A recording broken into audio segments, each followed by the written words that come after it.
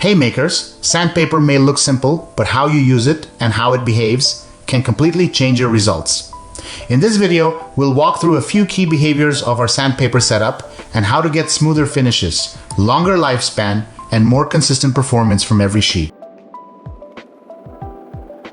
If you see the sandpaper edges starting to lift a bit, that's usually nothing to worry about.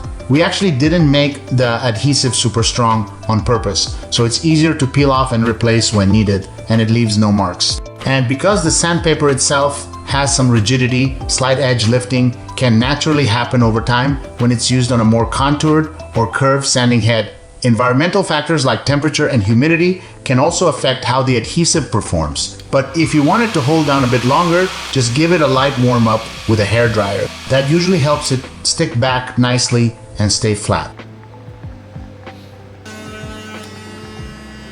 A clogged surface doesn't mean your sandpaper is worn out. In most cases, it's just dust and debris filling the gaps between abrasive grains. Once rinsed clean, the sandpaper often performs like new again.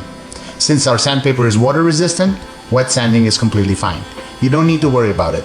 And the foam-backed version works even better here because it can hold a bit of moisture, helping maintain better contact during wet sanding.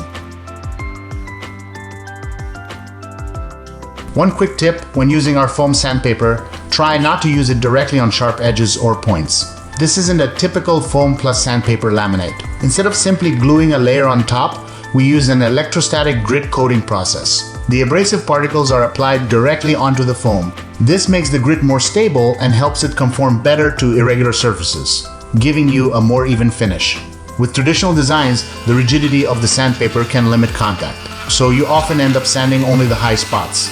That said, there's a trade-off. Because the abrasive layer isn't a rigid sheet, sharp edges can press into the foam underneath and cause faster wear if used directly.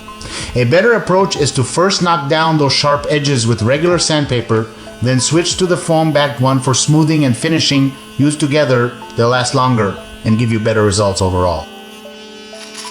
That's it. Once you understand what's happening behind the surface, you'll start to feel the difference right away.